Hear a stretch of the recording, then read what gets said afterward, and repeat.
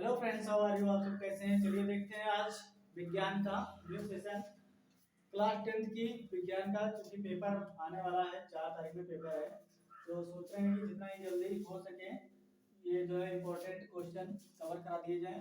तो चलिए, मैंने एक क्वेश्चन लिया हुआ है जो कि प्रतिरोध पर डिपेंडेंट क्वेश्चन है। इसमें क्या कह रहा है, 3 ओम के 8 प्रतिरोधकों को मिश्रित क्रम में इस प्रकार जोड़ा जाता है कि उनका तुल्य प्रतिरोध 16 ओम प्राप्त हो।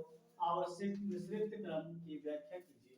कहने का मतलब है कि हम किस प्रकार से 8 प्रतिरोध दिए हुए हैं, उन 8 प्रतिरोधों को किस प्रकार से जोड़ें ताकि उनका जो तुल्य प्रतिरोध प्राप्त हो वो 16 ओम का प्राप्त हो। तो आइए हम सबसे पहले इसको कैसे बनाते हैं, सवाल को, क्वेश्चन को कैसे बनाते हैं, तो आइए देखते हैं। बहुत ध्यान से देखना है। तो इसमें क्या कह रहा है, 3 ओम के 8 प्रतिरोध है। मेरे पास 3 ओम के 8 प्रतिरोध हैं।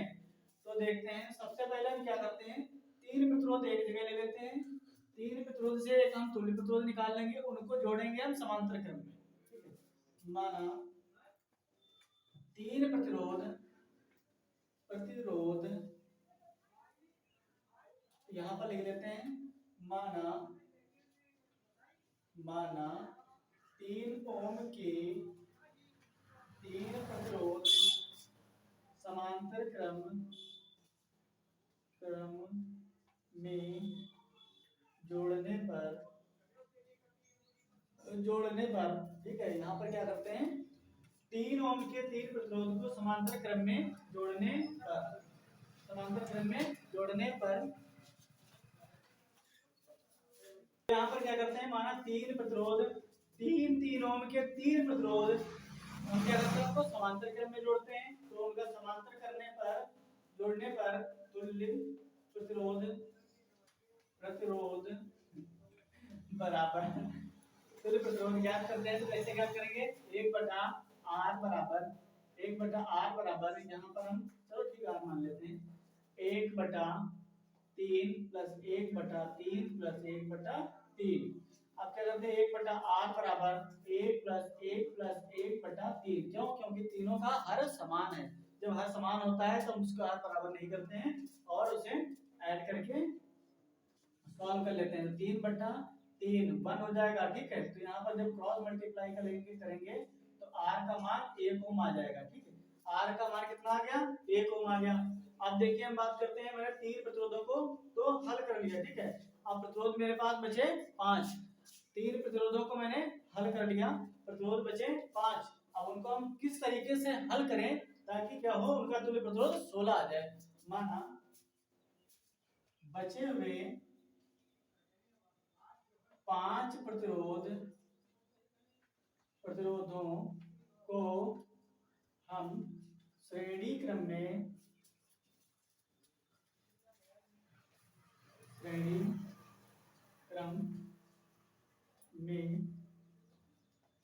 R के साथ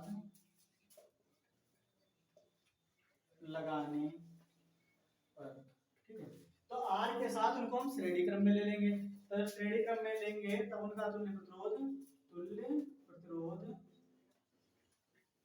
तुल्य प्रतिरोध मान लिया क्या होगा, R डैश। तो R डैश क्या होगा, R प्लस 3 ओम प्लस 3 ओम, R 3 ohm plus 3 ohm plus 3 ohm plus 3 ओम, 1 2 3 4 5। और एक इसका क्या मतलब है, R का मतलब 1 ओम प्लस 3 3 6 3 3 के बाद 15, तो ये हो जाएगा 16 ओम। इनका तुल्य प्रतिरोध 16 ओम आ गया। ठीक है, अब हम इसे क्या करते हैं, ग्राफिकली तरीके से या ऐसे डायग्राम या ऐसे परिपथीय रूप में व्यक्त करते हैं। ठीक है, तो कैसे करेंगे, सबसे पहले बात करते हैं, यहां से स्टार्ट किया और यहां पर पहले हम इनको सॉल्व इसमें क्या कर लेते हैं, समांतर क्रम में। ठीक है, पहले हम इनको समांतर क्रम में कर लेते हैं। ठीक है, इनको हम समांतर क्रम में कर लेते हैं। तो 3 प्रतिरोधों को मैंने समांतर क्रम में लगा दिया। 3 प्रतिरोधों को मैंने समांतर क्रम में लगा दिया। 3 प्रतिरोधों को मैंने समांतर क्रम में लगा दिया। अब आगे चलते हैं, आगे हम क्या लगाएंगे, 5 प्रतिरोधों को श्रेणी क्रम में लगाएंगे। ये 3 ओम ये 3 ओम, ये 3 ओम। अब यहाँ पर बचे हैं 5 प्रतिरोध, 1 प्रतिरोध, 2 प्रतिरोध, 3 प्रतिरोध, 4 प्रतिरोध, 5 प्रतिरोध। ठीक है, ये यहाँ पर कुछ मान लीजिए बी पॉइंट। ठीक है, बी पॉइंट मान लीजिए। यहाँ पर 3 ओम, यहाँ पर 3 ओम, यहाँ पर 3 ओम, यहाँ पर 3 ओम, यहाँ पर 3 ओम। तो ये मेरे 5 प्रतिरोध वहां पर लग गए, 3 प्रतिरोध यहाँ पर लग गए। ये क्या हो गया, परिपथीय निरूपण हो गया। ठीक है, अतः यह 3 ओम के 8 प्रतिरोध, 3 ओम के 8 प्रतिरोधों का परिपथीय निरूपण है। और किस प्रकार परिपथीय निरूपण है, जब कि उनका तुल्य प्रतिरोध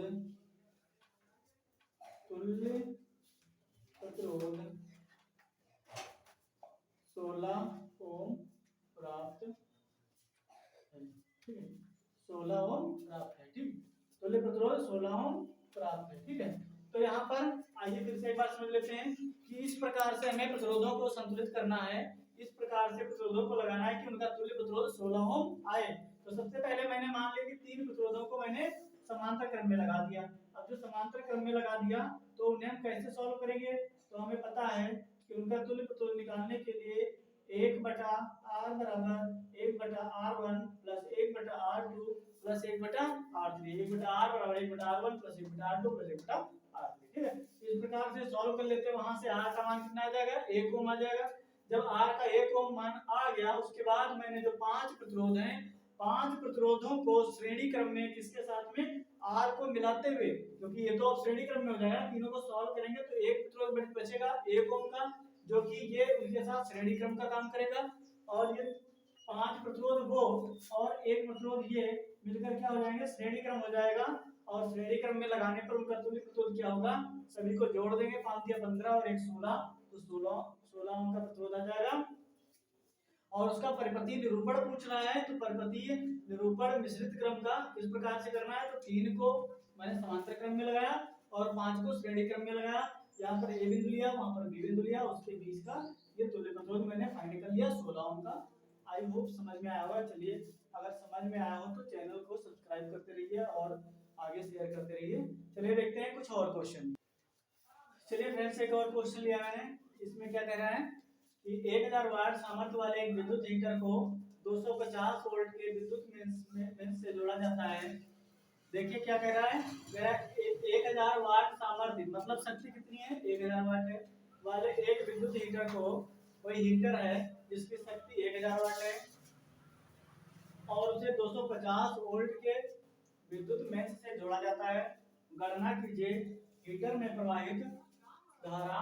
नंबर 1 क्या गणना करना है, हीटर में प्रवाहित धारा। नंबर 2 हीटर के तार का प्रतिरोध, हीटर के तार का प्रतिरोध। और तीसरा क्या है, तो इसमें क्या गणना करनी है, दूसरा क्या हीटर में, तीसरा क्या है हीटर में प्रति मिनट उत्पन्न ऊष्मीय ऊर्जा की गणना करनी है। हीटर को 2 घंटे उपयोग में लाने से किलोवाट घंटा में कितना वे ऊर्जा होगी। ठीक है, ऊर्जा कितनी वे होगी। तो आइए हम सबसे पहले सॉल्व करते हैं। पहले देख लेते हैं इसमें दिया क्या क्या है। तो क्या क्या दिया है, सामर्थ्य दिया है, मतलब शक्ति, जिसे हम सामर्थ्य बोलते हैं,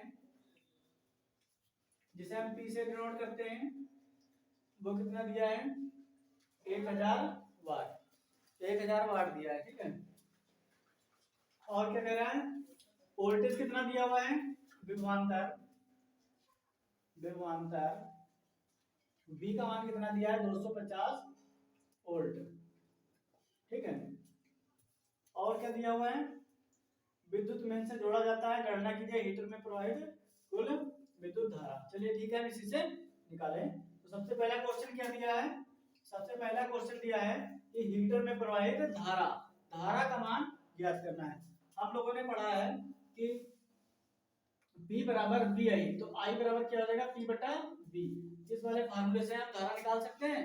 तो आइए चलिए देखते हैं।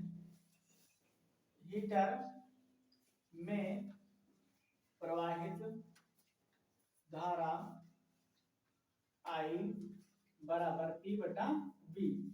तो I बराबर P का मान क्या होगा, दिया हुआ है 1000, तो 1000 हो जाएगा, बटा V का मान 250, भाग दे देंगे तो 250 दूना 500, 500 दूना 4, मतलब कितनी 4 बार जाएगा, तो I का मान कितना हो जाएगा 4 एम्पियर। I का मान मतलब धारा का मान कितना हो जाएगा 4 एम्पियर। दूसरा देखते हैं, दूसरा इसमें क्या कह रहा है, हीटर के तार का प्रतिरोध। यहां से क्या फाइंड करना है, हीटर के तार का प्रतिरोध, हीटर के तार का प्रतिरोध, हीटर के तार का प्रतिरोध, R का मान हमें फाइंड करना है। R बराबर एक हमें फार्मूला कल करवाया था, शायद परसों करवाया था, तो उस फार्मूले पिछले वाले लेक्चर में करवाया था, तो v स्क्वायर अपॉन p होता है। इसका फार्मूला क्या होता है, R बराबर v स्क्वायर अपॉन p। तो यहाँ से क्या करते हैं हम, R बराबर v का मान कितना है 250 गुणा 250, दो बार लिख देंगे क्योंकि v का स्क्वायर है, और p का मान कितना है 1000, तो 1000 लिख देंगे, ठीक है। काटने में यहाँ पर 4 बार जाएगा, इससे कैंसिल आउट करेंगे तो कितना हो जाएगा ये अपना, कितना हो जाएगा 2 दूनी 4 और 125, ठीक है। तो R बराबर क्या हो जाएगा 125 बटा 2, इसे कैंसिल आउट करेंगे, 2 छंग 12, 2 दूनी 4, 2 पंचे 10, तो R का मान आ जाएगा 62.5 ओम। ये किसका मान आ गया, R का मान आ गया, ठीक है। तो देखते हैं इसमें मैंने R का मान निकाले, कितना आ गया 62.5 ओम। अब देखते हैं तीसरा क्या बोल रहा है, हीटर में प्रति मिनट उत्पन्न ऊष्मा, प्रति मिनट उत्पन्न ऊष्मा या ऊष्मीय ऊर्जा। तो देखते हैं 3 नंबर, यहाँ से नीचे ऊपर से थोड़ा स्लो करते हैं, ये 3 नंबर हमें क्या है फाइंड करना, प्रति मिनट उत्पन्न ऊष्मीय ऊर्जा क्या होगी, ठीक है। तो देखते हैं प्रति मिनट उत्पन्न ऊष्मीय ऊर्जा H बराबर, एक H का फार्मूला होता है, क्या फार्मूला होता है, एक H का फार्मूला होता है I स्क्वायर, मैंने उस दिन करवाया था RT, ठीक है। अब यहाँ पर प्रतिरोध कितना है, प्रतिरोध और धारा कितनी है और समय कितना है, क्योंकि बात कर रहा है प्रति मिनट की, तो प्रति मिनट का मतलब 1 मिनट में कितने सेकंड होते हैं 60 सेकंड, ठीक है।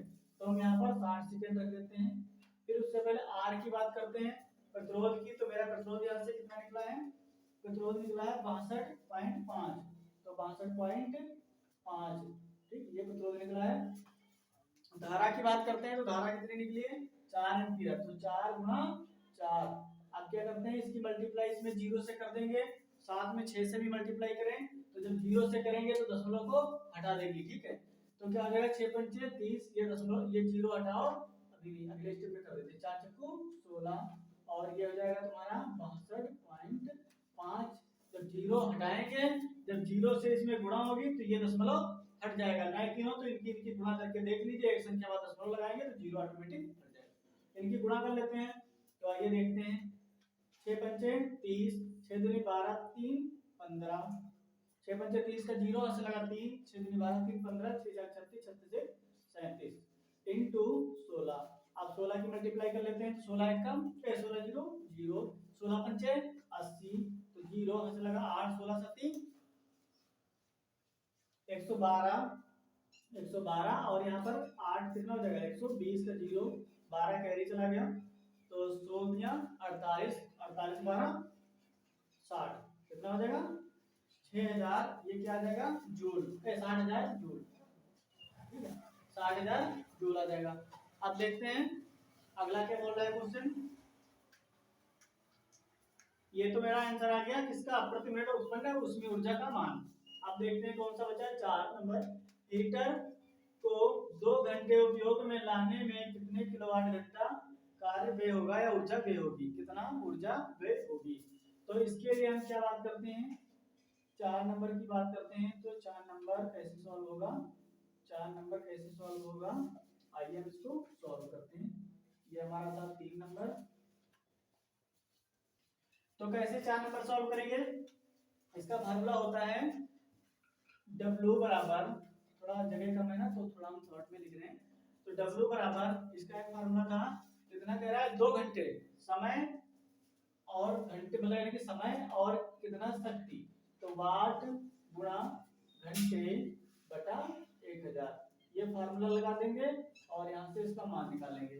तो वाट मतलब कितना वाट है, 1000 वाट है, हमें पता है पहले से 1000, और घंटे कितने 2 घंटे लगाने हैं, नीचे 1000, ये कितना हो जाएगा, कैंसिल आउट हो जाएगा, कितना बचेगा 2 बचेगा, ठीक है। तो कितना आ जाएगा 2 किलोवाट आवर, किलोवाट आवर, ठीक है, किलोवाट आवर। या इसे हम कैसे लिख सकते हैं, किलोवाट घंटा, किलोवाट घंटा, ठीक है। या इसे हम क्या कर सकते हैं, किलोवाट घंटा को हम लोग क्या लिखते हैं, जब कभी मीटर में कोई रीडिंग नापने आता है, गांव में जब मीटर कोई बिल निकालने आता है तो जो रीडिंग नापता है तो किसमें नापता है, किलोवाट घंटा में, ठीक है। किलोवाट घंटा में ऐसे लिखी होती है रीडिंग KWH, इसे हम क्या कहते हैं, यूनिट, कितना यूनिट बिजली खर्च हुई है, ठीक है, इसे हम क्या कहते हैं, यूनिट या यूनिट, ठीक है। तो मैंने आई होप सारे क्वेश्चन सॉल्व कर दिए, इसके 4 क्वेश्चन पूछा था, चारों क्वेश्चन सॉल्व कर दिए, आई होप समझ में आया होगा। सबसे पहले क्या, यहाँ से शक्ति निकालनी थी तो शक्ति निकाल दिया, फिर शक्ति तो दिया हुआ था, शक्ति दिया था, विभवांतर दिया था, वहां से क्या निकालना था, धारा निकालनी थी, तो धारा का सूत्र I बराबर V/V, वहां से मैंने धारा का मान निकाल लिया। फिर उसके बाद मीटर में प्रतिरोध ज्ञात करना था, तो R बराबर V²/P होता है, तो वहां से मैंने R निकाल लिया। फिर उसके बाद प्रति मिनट उत्पन्न ऊष्मा, तो H का मान निकालना था, H का क्या होता है फार्मूला, I²RT, से वहां से मैंने H निकाल लिया, मतलब ऊष्मीय ऊर्जा निकाल ली। फिर उसके बाद W का क्या मतलब है कि हीटर में ये हीटर को 2 घंटे उपयोग लाने में किलोवाट घंटा में कितना विद्युत व्यय हुआ या कितनी ऊर्जा व्यय हुई, ठीक है। तो इतने किलोवाट घंटा ऊर्जा व्यय हुई, ठीक है, इतने किलोवाट घंटा ऊर्जा व्यय हुई।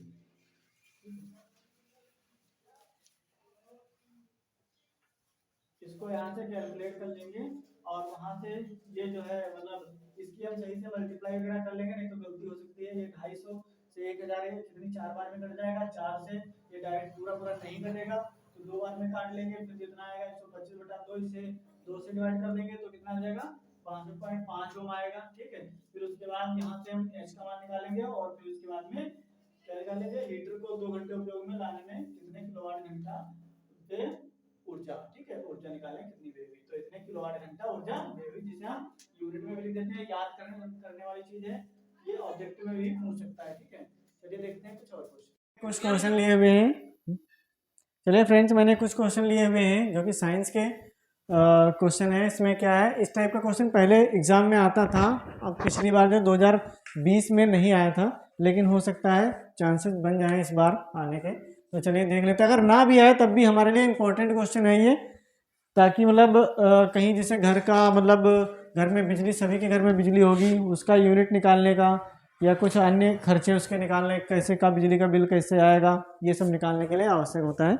तो चलिए सॉल्व करते हैं।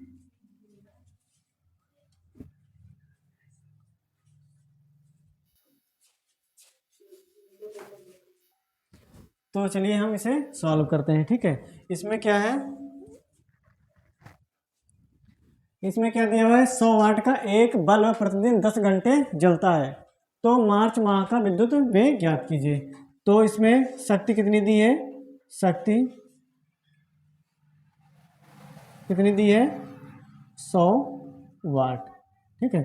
और कितने घंटे दिया है, घंटे कितने दिए हैं 10 घंटे प्रतिदिन, 10 घंटे प्रतिदिन जलता है, ठीक है।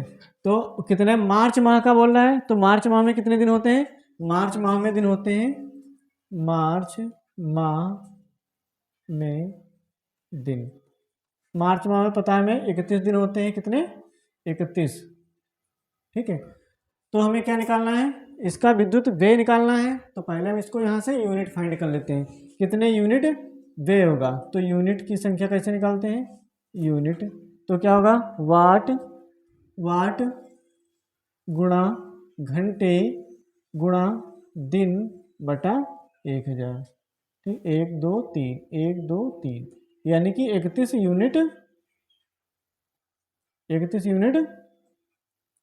बिजली खर्च हुई, 31 यूनिट बिजली खर्च हुई। ठीक है, अब देख लेते हैं कितना, 5 रुपये 1 यूनिट का खर्चा है। तो देखते हैं, चूंकि 5 रुपये 1 यूनिट का व्यय है, अतः 31 यूनिट का व्यय कितना होगा, 31 इंटू 5, 5 एकम 5, 5 या 15, 155 रुपये खर्चा आएगा। 100 वाट का एक बल्ब यदि हम 31 दिन तक मार्च के महीने में पूरे दिन जलाएं तो कितना खर्चा आएगा, 155 रुपये का। क्योंकि यूनिट कितना आएगा, 31 यूनिट आएगा। क्योंकि सूत्र क्या होता है, वाट गुणे घंटा गुणे दिन बटा 1000। ठीक है, वहाँ से मान रखेंगे तो वहाँ से हम यूनिटों की संख्या निकाल लेंगे। यूनिट 31 आ रहा है, चूंकि 1 यूनिट का 5 रुपये खर्चा है तो 31 यूनिट का कितना होगा, 5 एकम 5, 5 तिया 15। चलिए देखते हैं, यहाँ पर तो बात की एक इक्विपमेंट की, अगर एक उपकरण चल रहा है तब की बात की, जब हमारे पास एक से अधिक उपकरण हो तब हम कैसे निकालेंगे। तो चलिए इसकी बात करते हैं। एक घर में 100 वाट के 2 पंखे प्रतिदिन 5 घंटे तथा 100 वाट के 2 बल्ब प्रतिदिन 10 घंटे तथा 200 वाट का एक फ्रिज 200 वाट का एक फ्रिज यहाँ पर थोड़ा मिस्टेक है, एक फ्रिज 10 घंटे लिख लीजिए। ठीक है, एक फ्रिज 10 घंटे प्रतिदिन यहाँ पर दिन लिख लेते हैं, चलता हो तो प्रतिदिन चलता हो तो 30 दिन का विद्युत व्यय ज्ञात कीजिए यदि व्यय 6 रुपये प्रति यूनिट देय हो। तो आइए हम इसको सॉल्व करते हैं। तो पहले इक्विपमेंट क्या है, मेरे पास 2 पंखे हैं, प्रतिदिन 5 घंटा चल रहे हैं और 30 दिन का व्यय ज्ञात करना है। तो यहाँ से हम पंखे के लिए, पंखे में कितना विद्युत व्यय हुआ, ठीक है, पंखे में कितना विद्युत व्यय हुआ। तो यहाँ पर क्या करते हैं हम बात पंखे के पहले, यहाँ पर सूत्र कौन सा लगा, अगर कन्फ्यूजन है किसी को तो देख लीजिए। यूनिटों की संख्या, कितने यूनिट ज्ञात हुआ है, तो वाट गुणा घंटे गुणा दिन बटा 1000, ये वाला फार्मूला लगा था, यहाँ से यूनिट निकालेंगे। ठीक है, तो चलिए अगले वाले क्वेश्चन में, दो पंखे द्वारा लिए गए यूनिट, कितने यूनिट बिजली 2 पंखे द्वारा ली गई। तो यहाँ से 2 पंखे की बात कर रहा है, तो उपकरण कितने मेरे पास 2। ठीक है, कितने वाट के हैं, 100 वाट, कितने वाट का है, 100 वाट के 2 पंखे, हाँ 100 वाट के। तो वाट गुणे कितने घंटे चलते हैं प्रतिदिन, 5 घंटे, 5 कितने दिन तक, 30 दिन तक बटा 1000। ठीक है, अब इसे हम कट कर लेते हैं तो क्या हो जाएगा, 100 से कट करेंगे तो कितना आ जाएगा, 10 आ जाएगा। ठीक है, 10 से अगर कट करेंगे तो 10 तिया 30, 5 तिया 15 दूनी 30 यूनिट, कितना आ गया, 30 यूनिट। अगर 100 वाट के 2 पंखे प्रतिदिन 5 घंटे से 30 दिन तक चलते हैं तो कितना, 30 यूनिट 2 पंखों पर खर्च हो जाएगी बिजली। तथा 10 वाट के 2 बल्ब 10 घंटे प्रतिदिन। अब यहाँ पर देखते हैं बल्ब द्वारा कितने, 2 बल्बों द्वारा लिए गए यूनिट, 2 बल्ब कितनी यूनिट बिजली खर्च करेंगे। तो आइए हम निकाल लेते हैं, 2 और 1 बल्ब कितने वाट का है, 10 वाट का है, इनटू यहाँ पर क्या हो जाए, कितने घंटे प्रतिदिन जलते हैं, 10 घंटे, इनटू कितने दिन तक, 30 दिन तक बटा 100 पे 1000। ठीक है, यहाँ से हम निकाल लेंगे तो 0 से 0, 0 से 0, 0 से 0, 3 दूनी 6, कितना यूनिट खर्च हुआ, 6 यूनिट। ठीक है, इसी प्रकार हम क्या करते हैं, एक फ्रिज 10 घंटे प्रतिदिन चलता हो, 10 घंटे प्रतिदिन कितने वाट का, 200 वाट का एक फ्रिज 10 घंटे प्रतिदिन 30 दिन तक चलता हो, तो फ्रिज के द्वारा कितने यूनिट लिए जाएंगे। तो फ्रिज एक फ्रिज द्वारा लिए गए यूनिट। तो देखते हैं फ्रिज कितना, एक फ्रिज है कितने वाट का, एक फ्रिज है 200 वाट का, एक फ्रिज है 200 वाट का, कितने घंटे चलता है, 10 घंटे प्रतिदिन, और कितने दिन तक, 30 दिन तक, और बटा 1000। 0 से 0, 0 से 0, 0 से 0, कितना आ गया, 20 यूनिट। कितना, 20 यूनिट। फ्रिज ये कितना लेगा, 20 यूनिट लेगा, ठीक है। नहीं 20 नहीं, 3 दूनी 6, 60 यूनिट, 60 यूनिट, 20 या 60 यूनिट फ्रिज लेगा, ठीक है। अब हम देख लेते हैं यहाँ पर कुल कितना यूनिट खर्च हुआ, कुल यूनिटों की संख्या,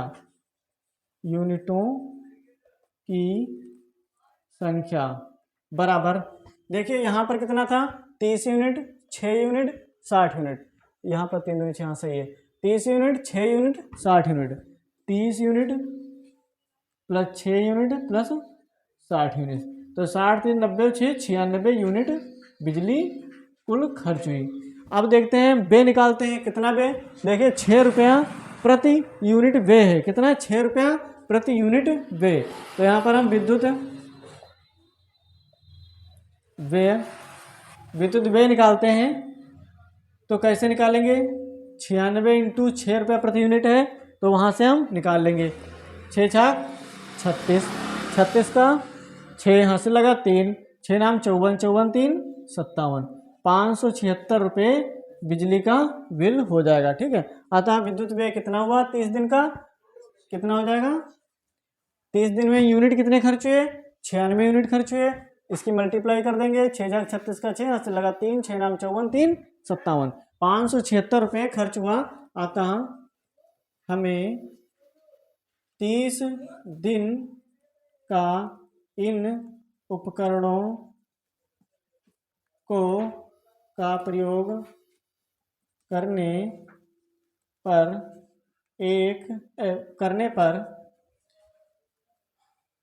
विद्युत खर्च 576 रुपये देना होगा, ठीक। आई होप ये क्वेश्चन समझ में आएंगे। चलिए देख लेते हैं, एक सिस्टमेटिक तरीके से सही सलामत सब देख लीजिए, स्क्रीनशॉट ले लीजिए, और अगर समझ में आया हो क्वेश्चन तो इसे वीडियो को लाइक कीजिए, शेयर कीजिए और सब्सक्राइब कीजिए। चलिए देखते हैं, इसमें कुछ और क्वेश्चन बचे हुए हैं, फिर चलते हैं सीधे केमिस्ट्री की तरफ, ठीक है। चलिए देखते हैं। चलिए फ्रेंड्स, एक क्वेश्चन बहुत इंपॉर्टेंट है, वेरी वेरी इंपॉर्टेंट क्वेश्चन है, ओम का नियम।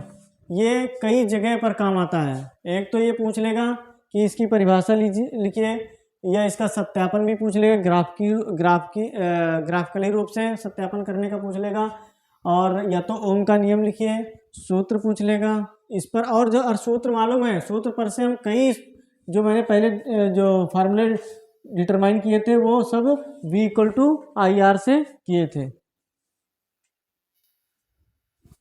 तो यहाँ पर क्या कह रहा है, ओम का नियम क्या कहता है, इसके अनुसार, ओम के नियम के अनुसार यदि चालक की भौतिक अवस्थाएं जैसे लंबाई, परिच्छेद का क्षेत्रफल, चालक के पदार्थ का ताप, ये उसकी क्या है, भौतिक अवस्थाएं हैं, आदि अपवर्तित रहें, ये मतलब परिवर्तित ना हो, तो चालक में बहने वाली धारा के सिरों के बीच विभवांतर, चालक में बहने वाली धारा सिरों के बीच विभवांतर के अनुक्रमानुपाती होगी, ठीक है।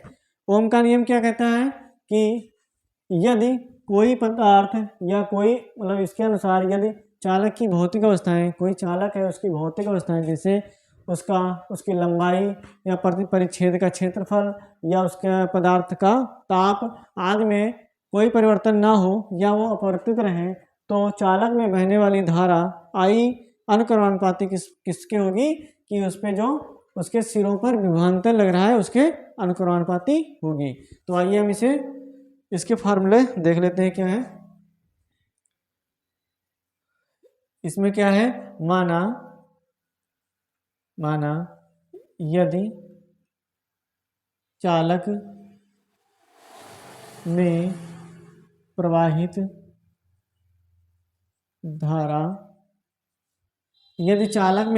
धारा I हो तथा उसके सिरों का विभवांतर सिरों के बीच विभवांतर V हो तो ओम के नियम से ओम के नियम से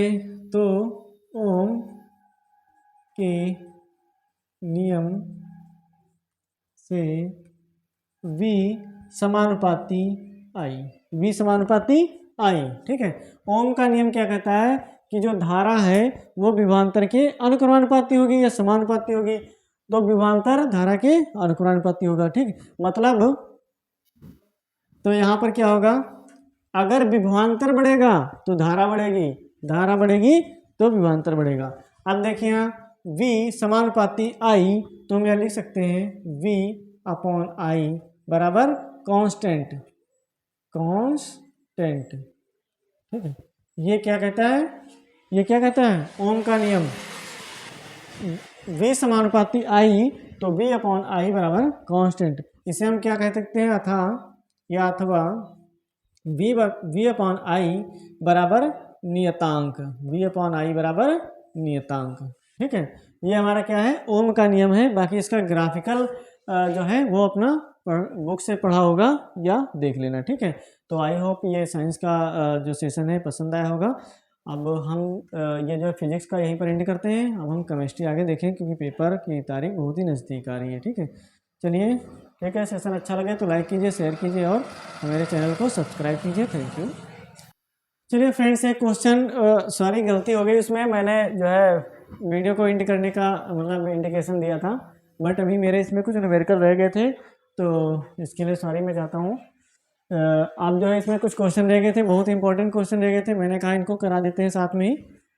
चलिए देखते हैं। इसमें एक क्वेश्चन मैंने लिया हुआ है, 3.2 × 10⁻⁻19 कूलाम का आवेश 10⁻6 मीटर प्रति सेकेंड के वेग से 3 वेबर प्रति मीटर स्क्वायर तीव्रता वाले चुंबकीय क्षेत्र में 60 डिग्री के कोण पर प्रवेश करता है। आवेश पर लगने वाले बल की गणना कीजिए। चुंबकीय क्षेत्र में आवेशित कण पर लगने वाले बल की दिशा का निर्धारण कीजिए, ठीक है।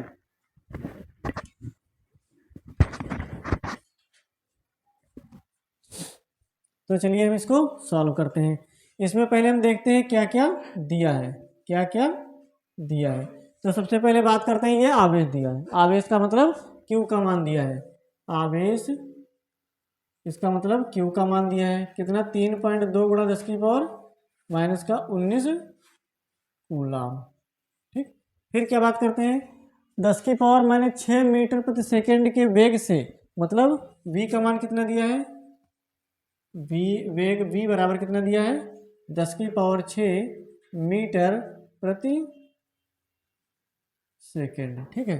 फिर क्या कह रहा है, वेग से 3 वेबर प्रति मीटर स्क्वायर तीव्रता वाले चुंबकीय क्षेत्र, मतलब चुंबकीय क्षेत्र कितना है, चुंबकीय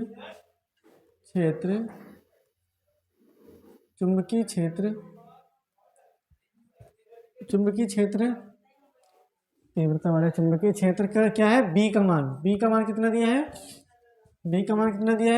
3 वेबर प्रति मीटर स्क्वायर, ठीक है, B का मान दिया है।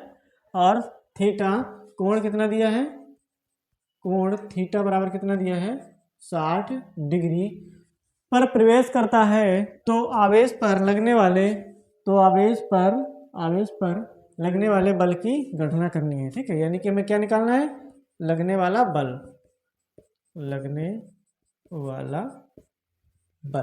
F बराबर हमें ज्ञात करना है, ठीक है। तो एक फार्मूला होता है सूत्र से, तो F बराबर QBB साइन थीटा, से ठीक है। सूत्र Q V B sine theta से, तो इसमें सारे मान हम रख देते हैं। तो एफ का मान हमें ज्ञात करना है तो ऐसे रखते हैं, क्यू का मान दिया हुआ है तो यहाँ पर रख देते हैं 3.2 गुणा 10 की पावर माइनस का 19 गुणा वेग बी का मान कितना है 10 की पावर 6, तो 10 की पावर 6 रख देते हैं, गुणा बी का मान कितना है 3, तो 3 रख देते हैं, गुणा साइन थीटा का मान कितना है 60, तो साइन 60 डिग्री रख देते हैं। ठीक है। हाँ, तो अब यहाँ से हम सॉल्व कर लेते हैं। कितना आएगा, हम जो पावर वाली डिजिट हैं उनको एक पास रख लेंगे, जो मतलब सिंपल डिजिट है उनको एक पास रख लेंगे। तो 3.2 गुणा 3 गुणा साइन थीटा का मान कितना होता है, साइन थीटा का मान √3/2। साइन थीटा का मान क्या होता है, चूंकि अभी थोड़ा कन्फ्यूजन होगा तो इसलिए हम इसका मान बाद में ही रखेंगे। ठीक है। साइन 60 डिग्री इंटू 10 की पावर माइनस 19 गुणा 10 की पावर 6। ठीक है। अब ये हम इसकी मल्टीप्लाई कर देते हैं। 32 तियाँ कितना होता है 9.6, 32 तियाँ 96, यानी कि 3 दूनी 6, 3 तियाँ 9। और साइन 60 का मान क्या होता है √3/2। और यहाँ पर कितना मान होता है इसका, मतलब इसका हम क्या करेंगे, जब गुणा में कोई संख्या इस प्रकार से दी होती है पावर में, अगर उनका आधार समान हो तो उनकी घातें जुड़ जाती हैं, तो यहाँ पर क्या होगा माइनस का 19 और प्लस का 6। अब हमें पता है कि कोई एक संख्या प्लस की एक संख्या माइनस की जब कभी भी जुड़ती हैं आपस में तो हमेशा क्या होता है, वो कभी जुड़ती नहीं, वो हमेशा घटती हैं। ठीक है। मतलब बड़ी संख्या से छोटी संख्या घटेगी। जैसे 19 मेरा माइनस का था और 6 प्लस का था, तो बड़ी संख्या से छोटी संख्या घटा देंगे, चिन्ह हमेशा बड़ी संख्या का रहेगा। तो 19 - 6 बराबर क्या आ जाएगा 15, चिन्ह कैसा रहेगा माइनस का रहेगा। ठीक है। तो आई होप समझ में आया होगा। चलिए इसे हम सॉल्व करते हैं। ठीक है। तो यहाँ पर इधर मैं सॉल्व कर लेता हूँ। एफ बराबर यहाँ से हम इसे डिवाइड कर देंगे तो हो जाएगा कितना 2 चक्कू 8, 1 बच गया 2 × 16, मतलब एफ बराबर क्या आ जाएगा, एफ बराबर 4.8 गुणा √3 गुणा 10 की पावर -19 में से 6 चला गया, कितना बचा माइनस का 15, तो माइनस का 15 रख देते हैं। तो एफ बराबर, अब इसका मान क्या है √ यहाँ पर थोड़ा मिस्टेक हो गया, यहाँ पर 13 आएगा। ठीक है। क्योंकि माइनस का 19 प्लस का 6 जब करेंगे तो माइनस का 13 आएगा। ठीक है। गलती हो गया था, वहाँ 15 लिख गया था। ठीक।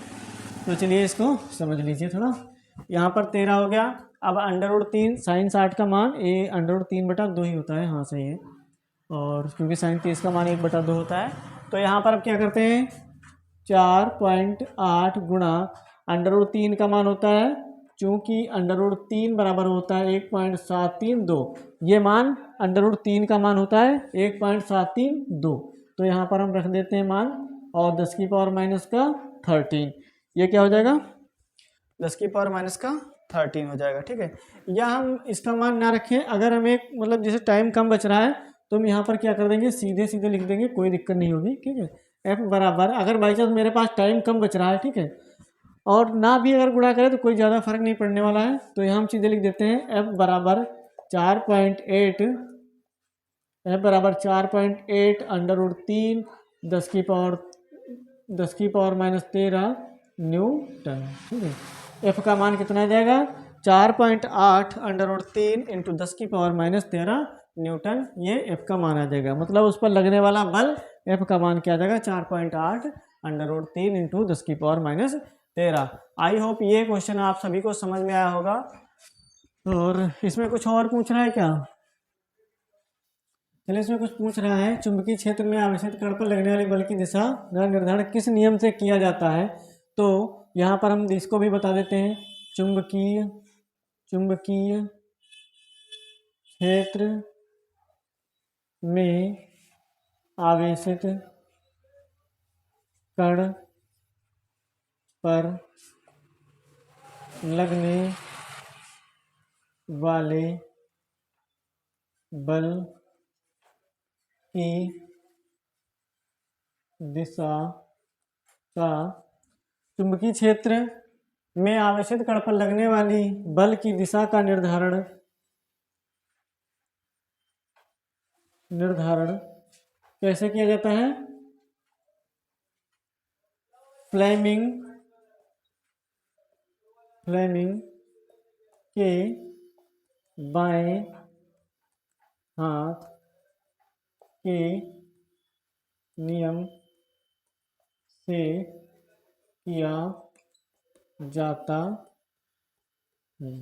ठीक, तो आई होप क्वेश्चन समझ में आया होगा। बहुत ही प्यारा क्वेश्चन है, बहुत ही अच्छा क्वेश्चन है, जो कि परीक्षा की दृष्टि से बहुत ही इंपॉर्टेंट है। अगर इसमें कुछ पूछेगा तो ये क्वेश्चन पूछेगा, या तो इसमें वैल्यू चेंज कर देगा, बाकी क्वेश्चन लगभग इस टाइप से क्वेश्चन आना ही आना है। ठीक है, चलिए देखते हैं कुछ और क्वेश्चन। चलिए देखते हैं क्वेश्चन, बहुत ही अच्छा क्वेश्चन है। उसमें से इसमें 2-3 टाइप के क्वेश्चन बताएंगे, उसमें से एक क्वेश्चन फंसने वाला है पेपर में। चलिए देखते हैं। 0.9 मीटर स्क्वायर क्षेत्रफल वाली एक कुंडली को 2 × 10⁻² वेबर प्रति मीटर स्क्वायर के समान चुंबकीय क्षेत्र में रखने पर कुंडली से बद्ध चुंबकीय फ्लक्स कितना होगा यदि कुंडली का तल चुंबकीय क्षेत्र के अनुदिश और चुंबकीय क्षेत्र के लंबवत हो। यदि चुंबकीय क्षेत्र के अनुदिश हो, क्या कुंडली का तल चुंबकीय क्षेत्र के अनुदिश हो और उसके चुंबकीय क्षेत्र के लंबवत हो।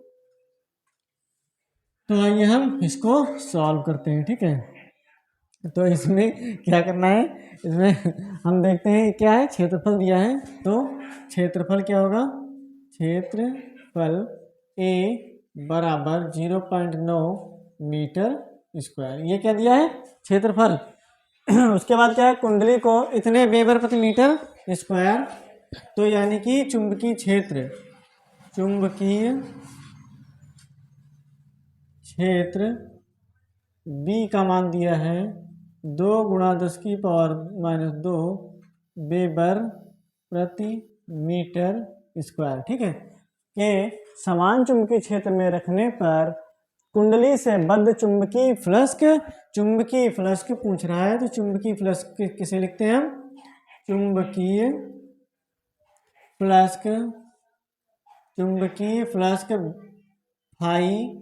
फाई का मान पूछ रहा है। ठीक है, फाई का मान पूछ रहा है, और यहाँ पर दिया है थीटा कोण। अब ये तो हम कोण अभी नहीं डिक्लेयर करेंगे, क्योंकि उसमें 2 कंडीशन दी हुई है, दोनों कंडीशन में अलग अलग दिया हुआ है, एक में अनुदिश बता रहा है, एक में लंबवत बता रहा है। ठीक है, तो पहले हम देखते हैं फार्मूला। तो सूत्र से कौन सा सूत्र, फाई बराबर BA cos थीटा, फाई बराबर BA cos थीटा से हम निकालते हैं। ठीक है, फाई बराबर BA cos थीटा, फाई क्या है, चुंबकीय फ्लक्स का है। ठीक है, तो B का मान क्या है, ये दिया हुआ है, और A का मान ये दिया हुआ है, थीटा हम क्वेश्चन से देखेंगे। ठीक है, तो ये मेरा फार्मूला है।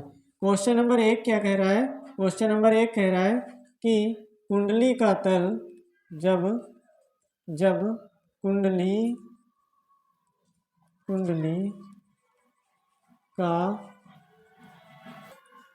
कुंडली का तल चुंबकीय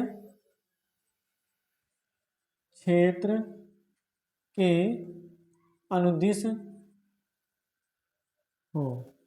कहने का मतलब है कि जब कोई जो कुंडली का तल है वो चुंबकीय क्षेत्र के मतलब अनुदिश होगा, मतलब सेम डायरेक्शन में होगा, तब थीटा क्या होगा, तब थीटा का मान 0 होगा, तब थीटा क्या होगा, 0 डिग्री होगा। ठीक है, तब थीटा का मान 0 होगा। ठीक है, जब 0 होगा तो हम इस फार्मूले में रख देंगे, फाई बराबर B का मान कितना, 2 × 10⁻² इंटू A का मान है 0.9 गुणा कॉस थीटा का मान कितना है, 0 डिग्री।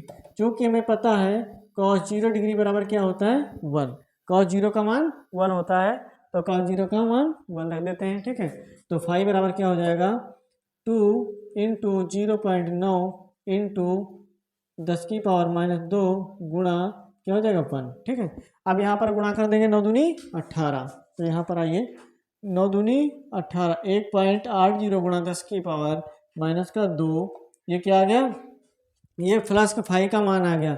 इसका मात्रक क्या होता है, ये चुंबकीय क्षेत्र का मात्रक क्या होता है, इसका चुंबकीय फ्लक्स का मात्रक क्या होता है, वेबर, यानी कि फाई का मान आ गया 1.8 गुणा 10⁻²।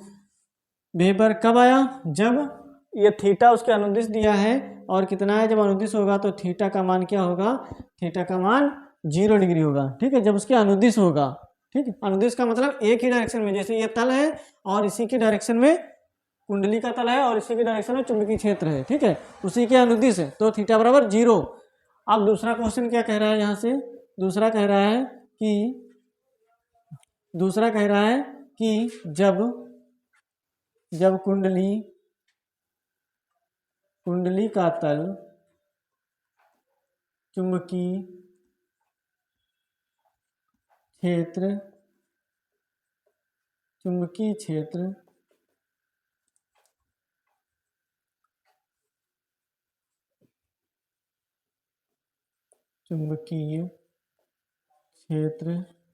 के लंबवत हो। जब चुंबकीय क्षेत्र के लंबवत होगा तो थीटा का मान क्या होगा? 90 डिग्री। थीटा का मान 90 डिग्री। तब वहां से हम फाई का मान निकालेंगे। तो कैसे देखते हैं? तो फाई बराबर बी ए कॉस थीटा। तो थीटा 90 डिग्री है तो फाई बराबर बी का मान 2 इंटू 10⁻², गुणा ए का मान कितना होगा? 0.9। तो 0.9 गुणा कॉस 0। चूंकि हमें पता है कॉस 90 डिग्री, चूंकि हमें पता है कॉस 90 का मान क्या होता है? 0 होता है। कॉस 90 डिग्री का मान 0 होता है। तो यहाँ से क्या हो जाएगा? फाई बराबर 2 इंटू 10⁻², गुणा, तो यहाँ पर क्या आ जाएगा? 0.9 गुणा, यहाँ पर 0 हो जाएगा। जब किसी भी संख्या की गुणा 0 से होती है तो उसका मान क्या आता है? 0 आता है। जब किसी संख्या की गुणा 0 से होती है उसका मान 0 आता है, मतलब फाई का मान 0 हो जाएगा। ठीक, आई होप दोनों ये क्वेश्चन भी समझ में आया होगा।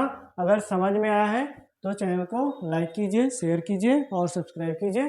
चलिए देखते हैं कुछ और क्वेश्चन मैंने लिया है। चलिए देखते हैं क्वेश्चन मैंने लिया हुआ है। इसमें क्या है? ये 1.0 मीटर, या हम इसे कह सकते हैं 1 मीटर लंबे तार में कितनी विद्युत धारा प्रवाहित की जाए कि उसे 1.2, यहाँ पर 1.2 होगा। ठीक है, 1.2 न्यूटन प्रति एम्पियर मीटर के चुंबकीय क्षेत्र के लंबवत रखने से उस पर 2.4 न्यूटन का बल उत्पन्न हो सके। बल की दिशा भी बताइए। तो आइए हम इसमें फाइंड करते हैं। क्या फाइंड करने का है? इसमें फाइंड करना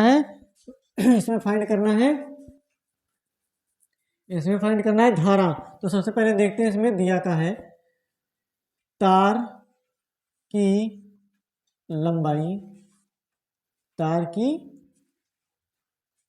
लंबाई, मतलब एल का मान कितना दिया है? 1.0 मीटर। ठीक है, फिर क्या कह रहा है? तार में कितनी विद्युत धारा प्रवाहित की जाए, मतलब धारा आई का मान हमें ज्ञात करना है। ठीक है, कि उसे 1.2 न्यूटन प्रति एम्पियर मीटर के चुंबकीय क्षेत्र में। अब यहाँ पर एक चीज कंफ्यूजन वाली है। अभी आप लोगों ने देखा होगा बी का मात्रक वेबर प्रति मीटर स्क्वायर होता है, लेकिन यहाँ पर क्या देखने को मिल रहा है कि न्यूटन प्रति एम्पियर मीटर। ये कंफ्यूजन वाला है थोड़ा। न्यूटन प्रति एम्पियर मीटर, एक ये देखने को मिल रहा है, एक ये मात्रक, तो दोनों मात्रक क्या हैं? दोनों मात्रक ये चुंबकीय क्षेत्र के ही मात्रक हैं। ठीक, कंफ्यूज मत होना। तो इसमें क्या है? चुंबकीय क्षेत्र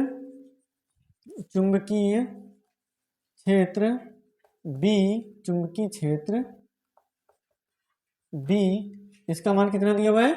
1.2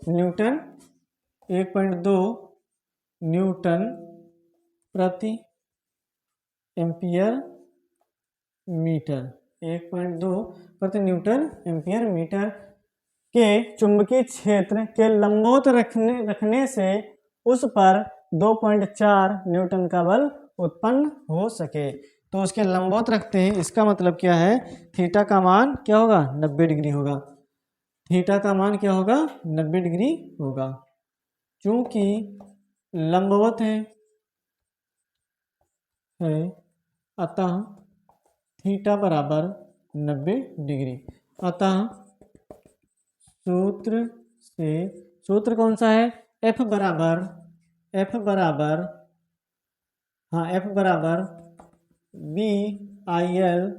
BIL साइन थीटा। अब हम मान रख देते हैं सारे। तो B का मान कितना है? 1.2 गुणा I का मान कितना है हमें ज्ञात करना है। तो आई हम ऐसे रखते हैं।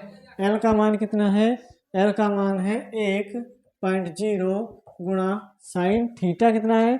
90 डिग्री। तो साइन 90 डिग्री, ठीक है।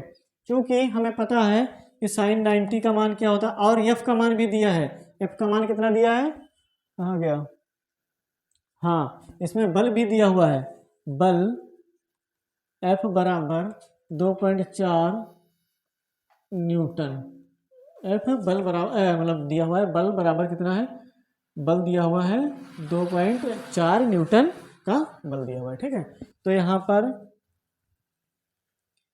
बल हाँ क्या कहते हैं, यहाँ पर बल का मान कितना है? 2.4 न्यूटन, ठीक है। अब हम क्या करते हैं, चूंकि साइन 90 डिग्री सभी को पता होगा इसका मान कितना होता है? 1। तो हम इसमें 1 पुट कर देते हैं। 2.4 बराबर 1.2 गुणा आई गुणा 1.0 गुणा यहाँ पर 1 हो जाएगा। साइन 90 का मान 1 होता है तो यहाँ पर 1 रख दिया, ठीक है। अब क्या करते हैं, 2.4 बराबर 1.2 गुणा आई, इसका मान तो एक एकम एक ही हो जाएगा, कोई दिक्कत नहीं है। तो आई बराबर, इसको हम यहाँ पर लिखते हैं, ठीक है। आई बराबर 2.4 बटा 1.2। अब क्या करते हैं यहाँ पर, इसको कैसे सॉल्व करते हैं? दशमलव हटा आई बराबर 24 बटा 12 दूनी 24। तो आई बराबर 2 एम्पियर, आई बराबर 2 एम्पियर। इसे इस प्रकार से भी लिखा जाता है, या हम इसे आई बराबर 2.0 एम्पियर